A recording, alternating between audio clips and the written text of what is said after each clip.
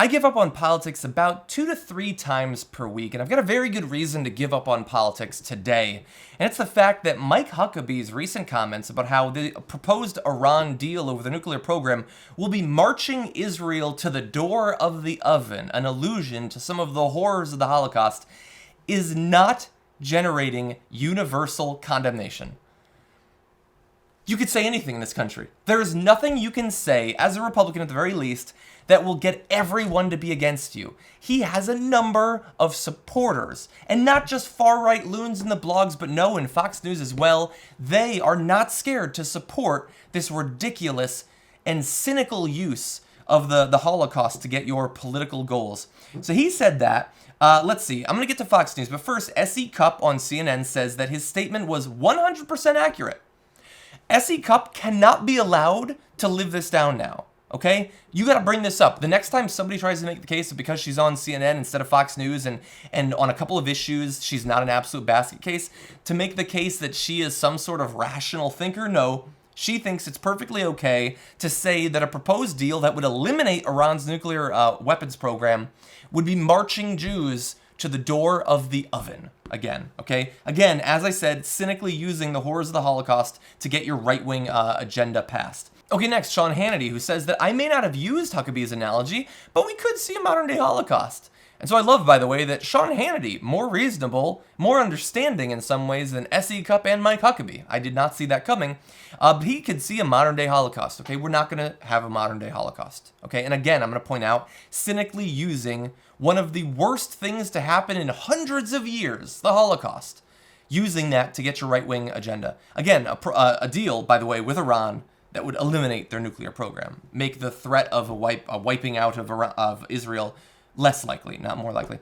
Washington Examiner says that he's right. Okay, Breitbart, of course. He says that the liberal media is exploiting Mike Huckabee's comments to defend Obama's failed Iran deal. Okay, it's not failed. It still hasn't happened yet. I understand that in politics, you just say everything has failed. You know, his failed agenda, his failed comments, his failed economy, all that. It's still going on. You have to wait to say that it's failed just a little bit longer, if it does even.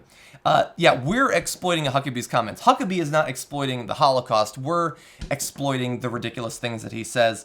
American Spectator. Oh, by the way, all of this, as usual for the genesis of some of my media criticism, pointing out some of the comments was Media Matters, who, if you don't go to MediaMatters.com every day, you're doing yourself a disservice because they're an amazing group. Let's see. Fox News Special Report agrees with Huckabee, says that Iran destroying Israel is a real possibility after this deal. Really? Taking away 97% of their uranium, taking away 3/4 of their ability to refine uranium in the future, making sure that they can't refine it to weapons grade status, that makes it more likely. Okay, I'm sure that they did a great job of explaining their thinking there. Laura Ingraham as well, and Fox's Martha McCullum. Yeah, okay, so look, the blogs, the newspapers, Fox News, you can say whatever you want if you're on the right. And the right-wing media will parrot it, and the right-wing voters will lap it up. There's conservative Jewish people in this country. How are they not against this? How are they not speaking out against this? How could anyone use the Holocaust to get the sort of diplomacy that you want? And let's not forget, of course, while I think that the deal could be stronger, theoretically, the people who actually do arms investigations, the people who are actually going to be responsible for getting rid of their weapons capability, say that this is better than they could have possibly dreamed it would be. And remember, seems important to point out that if we don't have this deal, theoretically, if Iran actually wanted a nuclear weapon, they could theoretically generate enough uranium at a level of enrichment that that weapons would need in 2 to 3 months. So if we don't do this deal and they wanted a bomb, they could get a bomb in a couple of months. That doesn't lead them to the door of the oven somehow in Mike Huckabee's thinking, but making sure that they can't do that does. And understand again what they actually want. Best case scenario, they think that the status quo is tenable. Okay, maybe you can make that case. But worst case scenario, they secretly want war with Iran, which would be horrifying for the Iranian people. Let's put that aside, because I know that they don't care about that it could lead to hundreds of thousands or millions of deaths if there was all-out war in Iran.